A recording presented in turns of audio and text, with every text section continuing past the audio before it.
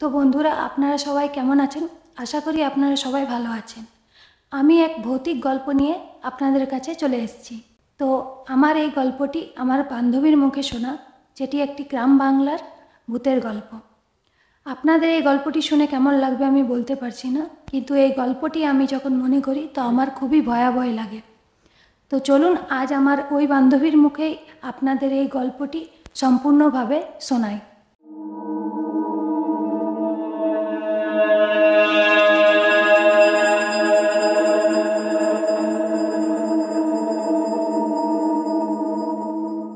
তো এই ঘটনাটি পল্লী গ্রামের সন্দীপবাবুর মেয়ের সঙ্গে ঘটা একটি ঘটনা। তাদের বৈবাহিক জীবনে এই ঘটনাটি ঘটেছিল। তো সন্দীপবাবুর মেয়ের নাম ছিল পূর্ণিমা।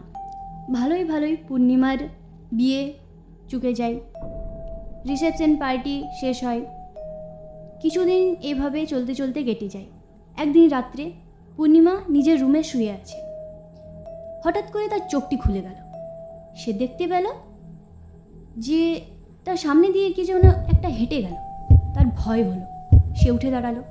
সে ঘর থেকে বাইরে বেরোলো। তারপর তার মনে হলো কেউ যেন ছাদে একটা বেশ ছমছম করে এগিয়ে যাচ্ছে। সে ভয় গা নিয়ে, সে তার ভয় শরীর নিয়ে ওপরে উঠল। চারিদিকে তাকিয়ে দেখলো কেউ কোথাও নেই, জনশূন্য হয়ে আছে চারদিক। তার মনে হলো কেউ যেন বেশ একটা ছিল। সামান্য মাথায় ঘাম নিয়ে সে নিচে নেমে গেল। নিজের বিছানায় সে শুয়ে পড়ল। ব্যাস, পরের দিন সকালে সে তার স্বামীকে এই কথাটি জানায়। তার স্বামী এটাকে এড়িয়ে দিল, বেশ কিছু বলল না। তারপরের দিন সকালে সে যখন খেতে বসেছিল, সে মনে করলো যে তার পাশে যেন দুইজন মেয়ে খাবার খাচ্ছে, চুরির আওয়াজ করছে, ঝনঝন করে শব্দ করছে। তার একটু ভয় হলো। হঠাৎ গায়ের লোমগুলি তার দাঁড়িয়ে উঠল। সে ভয়ে ভয়ে হাত ধুয়ে নিজের রুমে এলো। তারপর তার স্বামী এলো।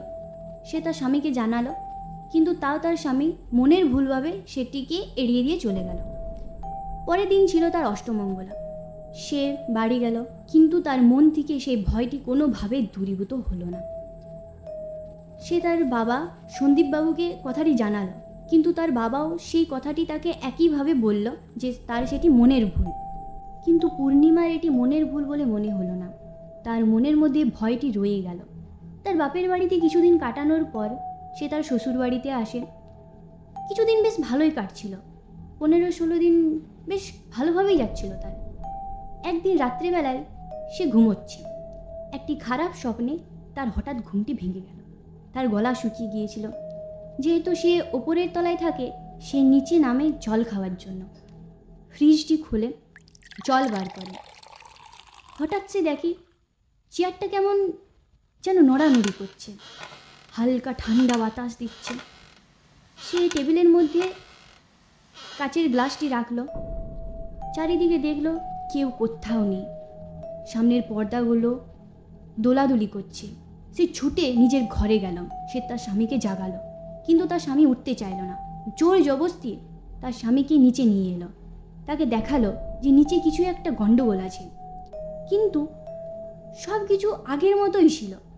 যেখানে চেয়ারটা ছিল একদম ঠিক ছিল, নড়াচড়াও বন্ধ, বাতাস দেওয়া বন্ধ, এমনকি ওই যে পর্দাগুলো দুলছিল সেগুলোও ঠিক আগের অবস্থার মতনই ছিল। তারপর সে রুমে ঘুমোতে যায়, কিন্তু তার কোনোভাবেই ঘুম ধরেনি। সে অনুভব করেছে যে তার পাশের জানলা দিয়ে যেন কেউ তাকে উঁকি পেয়ে দেখছে। হঠাৎ করে তার ঘুম এসে যায়। সকালবেলা সে মুখ ধোয়ার জন্য বাথরুমে যায়। বাথরুমে গিয়ে যেই জলটি মুখে নিয়ে আয়নার দিকে তাকায়, আয়নার দিকে দেখিয়ে লোম খাড়া হয়ে যায়।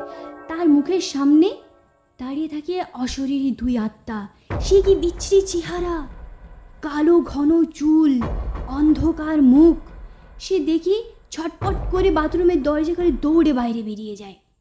বাথরুম থেকে বেরিয়ে যেই সে তার শাশুড়িমাকে কথাটি জানায়, তার শাশুড়িমা তাকে কিছু বলতে চাইল, কিন্তু স্তব্ধ হয়ে গেল। এমন সময় বাড়ি থেকে বেরিয়ে এলো তার স্বামী। তার স্বামী তাকে বলল যে পরের দিন সকালে সে বাড়ি ফিরবে, কাজের জন্য তাকে বাইরে যেতে হবে। সেই দিনটি ছিল অমাবস্যার রাত। ঠিক রাত হয়েছে, খাওয়া দাওয়া সেরে পূর্ণিমা নিজের রুমে গেল ঘুমোবার জন্য। সে খুব ক্লান্ত হয়েছিল, তার ঘুম ধরে যায়। রাত্রি 1টা বাজে, সে শুনতে পায় তাকে যেন কেউ ডাকছে, পূর্ণিমা, এই পূর্ণিমা। হঠাৎ তার চোখটি খুলে গেল। সে চোখ খোলা মাত্র দেখতে পেল কলঙ্গার 2 কোণাতে বিচ্ছিরি অবয়ব 2টি শরীর বসে আছে, তার দিকে তাকিয়ে আছে। সে সে কি চেহারা, বিচ্ছিরি চেহারা, ভয়ানক কালো চুল। পূর্ণিমার ওই 2টি অবয়বকে দেখে শরীর দিয়ে ঘাম বেরোচ্ছে। সে সঙ্গে সঙ্গ দরজা খুলে ছুটতে তার শাশুড়ি মার ঘরে চলে যায়। সে কেঁদে তার মাকে জাগায়, বলে, মা, আমার খুব ভয় লাগছে। তারপর সে পুরো ঘটনাটি জানায় যে তার সাথে কি কি হয়েছে। তার শাশুড়ি মা তাকে বুঝিয়ে শুনিয়ে তার ঘরেই তাকে শোয়ায়। হঠাৎ তার ঘুম এসে যায়, সকাল হয়। পূর্ণিমার সকালবেলা ঘুম ভাঙে। পূর্ণিমা ঘুম থেকে ওঠার পর সে রাত্রে হওয়া জিনিসটা নিয়ে ভাবতে থাকে, তার মাথার মধ্যে ওইটাই ঘটতে থাকে। সেই সময় তার স্বামী আসে। সেই অবস্থায় তার স্বামীকে সে রাত্রে ঘটে যাওয়া ঘটনাটি পুরো খুলে জানায়। তার স্বামী কিছুক্ষণের জন্য স্তব্ধ হয়ে যায়। তার স্তব্ধতা দেখে পূর্ণিমা তাকে জিজ্ঞাসা করে যে এমন কি হয়েছে যে তার সাথে এরকম ঘটনা ঘটছে প্রত্যেক দিন। তারপর সে তাকে দিব্যি দেয় যে পুরো কথাটি তাকে যেন বিস্তারিতভাবে জানানো হয়। তার স্বামী তার হাত ধরে ওপরের একটি ঘরে নিয়ে যায়, যে ঘরটিতে এর আগে পূর্ণিমা কখনো ঢোকেনি। দরজাটি খোলা মাত্র সে 2টি ছবি দেখে অবাক হয়ে দাঁড়িয়ে যায়। তার গা দিয়ে ঘাম বেরোতে শুরু করে। সে তার স্বামীকে বলতে থাকে, এই তো, এরাই তো তারা যাদেরকে আমি সেদিন রাত্রে দেখেছিলাম। তার স্বামী চুপ হয়ে গেল। তার স্বামীকে পূর্ণিমা জিজ্ঞাসা করল, কারা এরা? এর আগে তো কখনো বাড়িতে দেখিনি, এরা কারা? তারপর তার স্বামী পুরো ঘটনাটি তাকে বিস্তারিতভাবে জানালো। তারপর তার স্বামী তাকে জানালো তারা ছিল যমজ 2 বোন, তারা আত্মহত্যা করেছিল। তো বন্ধুরা, পূর্ণিমার স্বামীর 2 যমজ বোন কেন আত্মহত্যা করেছিল এটা জানতে হলে আপনাদেরকে নেক্সট পার্টে আসতে হবে। তো আপনারা এই ভিডিওটি যদি ভালো লেগেছে, আপনাদের যদি এই ভিডিওটি ভালো লেগেছে, তাহলে নেক্সট পার্টের জন্য আপনারা অবশ্যই কমেন্ট করবেন। এবং আমাদের ভিডিওটি যদি খুব ভালো লেগে থাকে তো আপনাদের জানা কোনো গল্প থাকলে আমাদের সাথে শেয়ার করবেন। সেটি আমরা আমাদের কণ্ঠস্বরে আপনাদের কাছে ভিডিও রূপে নিয়ে আসব।